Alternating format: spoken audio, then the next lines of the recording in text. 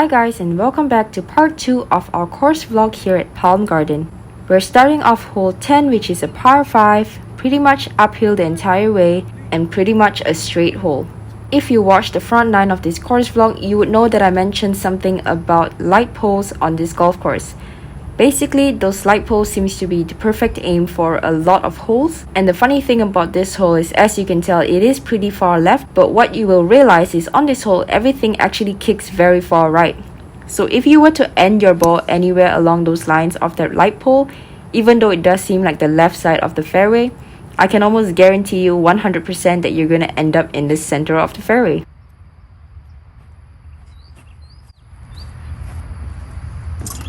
Be cute and see if it works. Like I said, this was just an opportunity to try a cute shot, not really something that you need to do. Also, just because this fairway is entirely uphill, there's no way I could get to the green either way. And obviously with the driver, the ball is not going to come out as high, but I thought it was a fun shot to hit on this fairway as it's pretty wide, so I had a ton of space up there and there was obviously no hazards that I needed to avoid. So I thought this was the perfect opportunity just to try and practice this shot. I mean, you never know when you might need it, right? I didn't even realize you took driver. Woo! If I get there.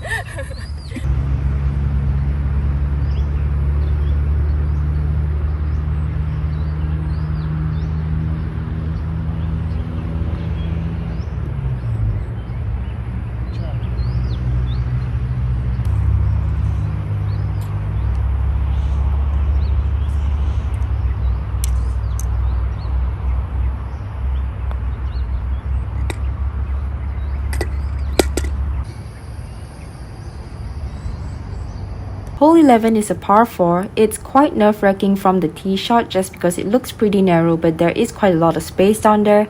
It is an entirely downhill par 4. You can hit a driver here, it is still a distance to the water, but just because of how much it is downhill, I felt like a driver just wasn't necessary. And obviously because my 3-wood is a little bit lower than the driver, I felt like it could even possibly go the same distance as the driver. So I believe for this shot, since it's not very long as it's all downhill, you can really hit whatever you feel the most confident with.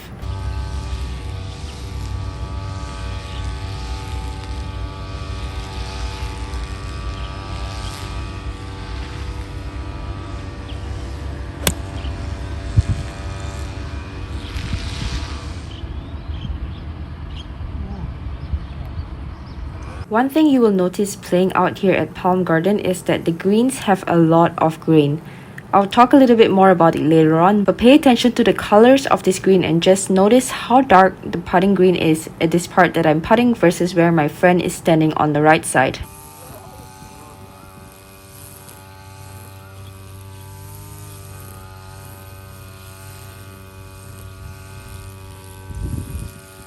Always gotta look out for the monkeys. Hole 12 is a pretty tricky par 3. It might not seem like that long of a hole and might seem pretty straightforward, of course other than the bunkers in the front of the green, but there are many elements of this hole that you need to watch out for. First off, this green actually slopes very far from the front to the back, so anything that you land towards the back of this green is definitely going to bounce over. Secondly, this green is also sloping very far from the right to the left. So you can slightly see here how the right side is much higher than the left side, but from the tee box it kind of looks like behind the green it's all just going to be a downhill. In actual fact, if you were to miss it right and over, you're still chipping from the same level as the pin. However, if you missed it left, you're definitely going about 30 yards downhill. So it's definitely advisable to play this hole on the right side. Obviously, I don't play this golf course a lot, so I did not know that the right side was the place to miss and ended up going exactly where you should not be on this hole.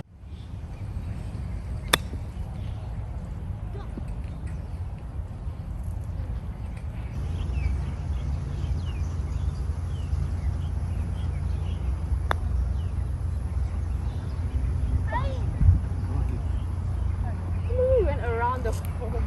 Moving on to hole 13, which is a par 5. On this par 5, you can see that the entire right side is lined with water hazards. And if you've been watching the vlog, you know exactly what I'm about to tell you. Aim at the light pole. Although this hole is a dogleg right, you do want to resist the temptation to try to hit it towards the right side of this fairway. First off, because there really is no point of bringing the hazard into play. And second off, it's because when you hit it towards the right side, you actually do not have a very good angle to the green versus if you hit it down the left side. Good. I start the video and Terry like looks away. Oh, okay, so far let's stop. Is it okay? Yeah. Okay. Look at this. Oh, This tee kick shot. left, man.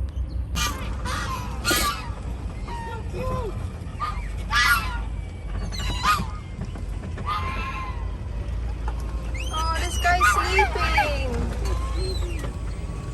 As you saw from the tee shot, my ball looked like it kicked left and went really far left, but actually I'm still just on the left side of this fairway, and as you can see now, I actually have a clear and direct angle right to the green. So this green is a little bit intimidating because there is a bunker in front. Again, the right side is still lined with the same hazard, and everything left is basically a huge slope left. So I would say that if you are going for this green, make sure that you're just gonna go for something, be confident in it, fully commit to it. Whatever happens, happens. If not, I would just recommend hitting something short of that bunker in front of the green, because then you have a ton of space, a big fairway, and you'll most likely just have some kind of wedge into this green.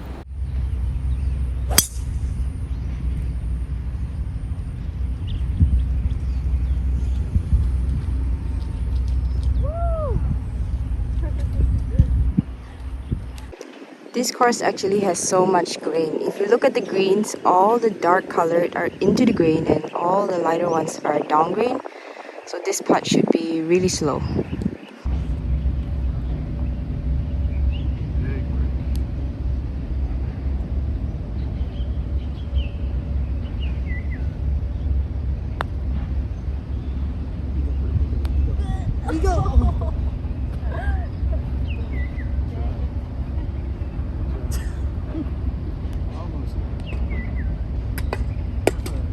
So not an eagle there, but I'm pretty happy with a birdie on that hole. Let's move on to hole 14, a par 3.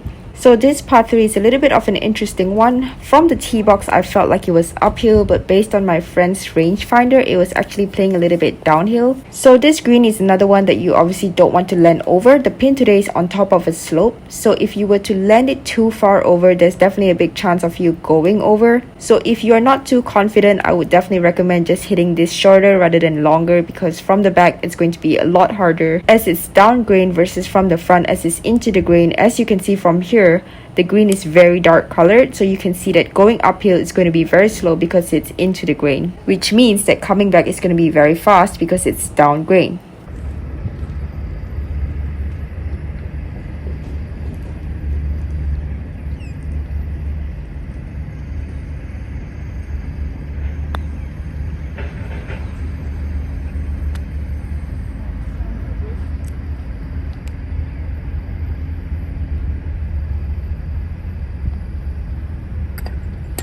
Hole 15, a par 5, and honestly looks very similar to another par 5 on this golf course. However, it does play a little bit different. This one does not have a bunker like the other one does.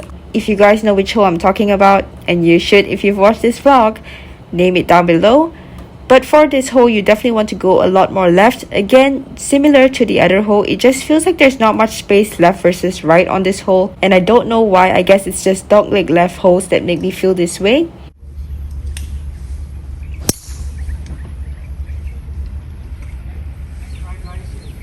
I ended up hitting it right, but I got a little bit lucky and was not too bad because I was just left of the car path. Obviously, if it hit the car path, it could have gone anywhere.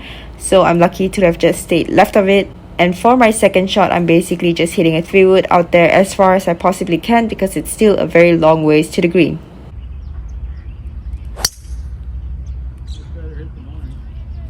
Good? Yeah, very good.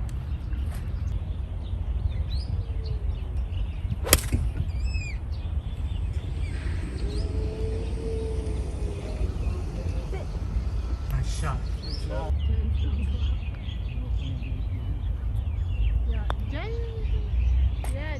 Hole 16 is a par 4. It's not a very long hole, but it is pretty narrow. There are bunkers down the right and the left side of this fairway.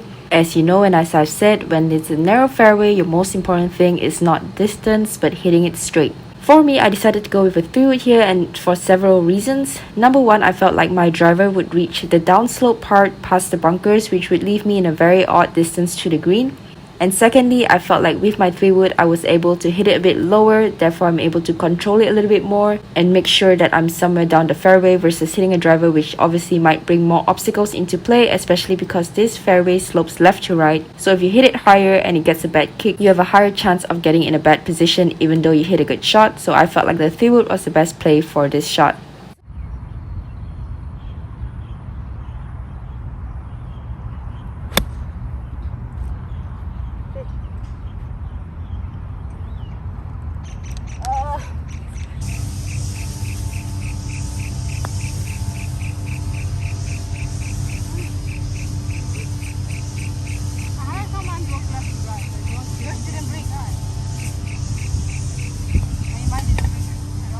Hole 17 is a downhill par 3. For this pin position today, as you can tell, it's in the center of the green, but there is a big slope down the left side of that pin, so you definitely cannot aim at this pin. You want to hit something that's going to go right of it, but you also want to hit something that's going to go a little bit shorter because this green is a little bit downhill and going away from us. So if you were to hit something towards the center back, it's obviously going to go over. Today it was a little bit sandy, so it was a bit more receptive, but on the usual, I think you do need to make sure that you hit something a bit shorter and something right if the pin position is here. Yeah, man. Should have been the right club though. So cute.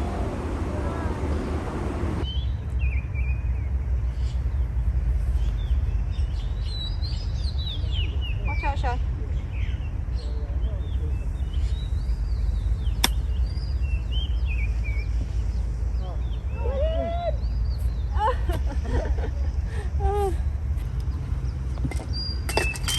So we have reached hole 18 on this golf course, which is a pretty interesting hole.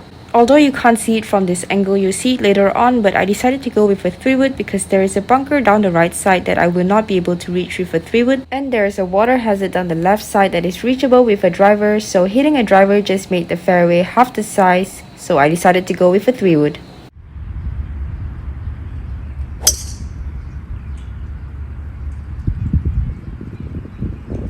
So you can't really even see it here, but on the right side are those bunkers that I mentioned, and on the left side you can see the hazard. So as I said with the driver, my landing area basically would be that small area between the bunkers and the water hazard, so it just did not make sense. On holes like this, it's obviously more important just to keep yourself in play and keep yourself out of hazards. The only thing that would have affected my decision is if this green would not be reachable if I were to hit something other than a driver, which obviously isn't the case. So I think it's important to remember that whatever you're using off the tee, it should give you a wider fairway and not make it more narrow. If it is making it more narrow, then you need to consider, is it the right choice? Is it worth the risk? And is it the perfect club for this hole? And if, for instance, you're not confident in hitting your driver on a specific hole, just think about if you were to use a 3-wood or a 5-wood or even a hybrid, how would that actually impact the hole? Would it make a huge difference or would it not?